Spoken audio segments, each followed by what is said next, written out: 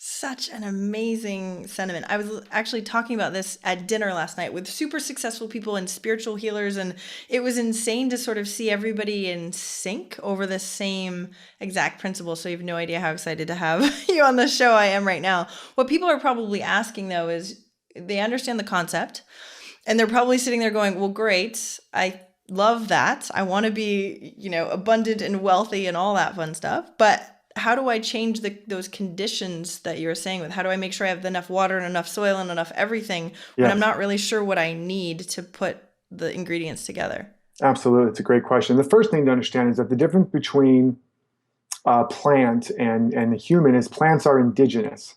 So their conditions are determined by where they're planted externally, whereas human beings are what's called endogenous. And that means that we are self-effulgent. We create our own light. So no matter how many clouds there are outside, we can generate that light energy, that nourishment, and the soil is within us.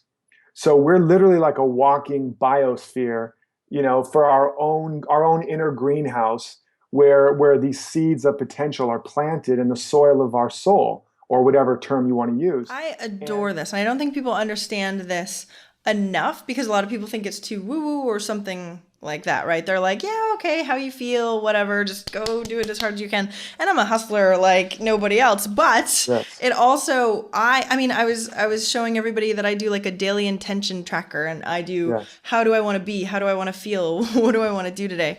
And bringing these principles into everybody's life I think is extremely important. How do yes. we how do we do this simplistically right now? So somebody that's listening maybe is in a job that they don't necessarily like.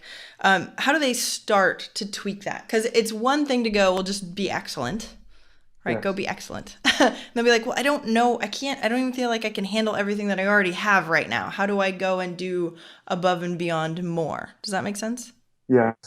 Yeah, it's not so much about trying to do more it's not about struggling or stressing. It's about first and foremost getting into the feel of take first of all, you got to be willing to have a vision for your life that really turns you on, that really inspires you, that really excites you.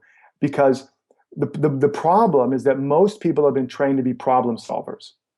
And as Einstein said, you cannot solve a problem at the level of thinking that created it.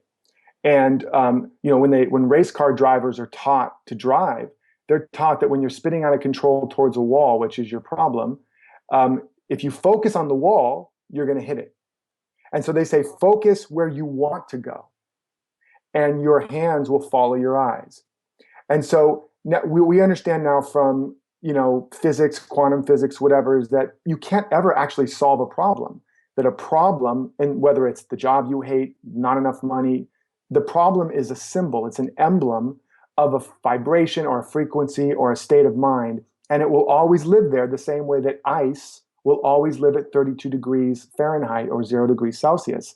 If you're at that temperature, no matter what you do to solve the problem of ice, you will still have more and more ice. You pour hot water on it, you're going to have worse ice because it's going to freeze up. But if you rise above that temperature, you don't solve the problem of ice, the ice dissolves because it can't live at that higher temperature. So that's why when we're stuck at a job we hate or money, not enough money, and we're focused on that and trying to solve it, we are at the level of the ice and we're making more ice and we're freezing that problem into greater and greater experience. That's physics. That's not woo woo. So we have to, even though it's hard, we have to train ourselves to become more vision holders than problem solvers, more focused on where we want to be, where we want to go, what's emerging, than where we are, where we've been, and what's in our way. And that becomes a discipline. It's not easy, but that is the only way that your life changes and really grows.